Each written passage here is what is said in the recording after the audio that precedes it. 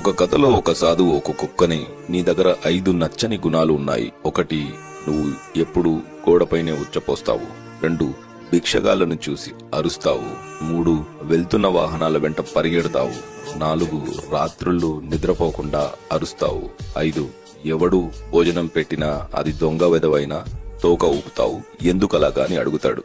దానికి కుక్క, నేను గోడ మీద లేక ఎవరూ తిరగని చోటులో ఎందుకు ఉచ్చపోస్తాను అంటే, భోజనం భూమిపైన పెడతారు కాబట్టి ఆ ప్రదేశాన్ని శుభ్రంగా ఉంచాలని. భిక్షగాళ్లను చూసి ఎందుకు అరుస్తానంటే, కష్టపడి పని చేయకుండా ఎదటి వారిని ఎందుకు యాచిస్తున్నారని కోపంతో అరుస్తాను.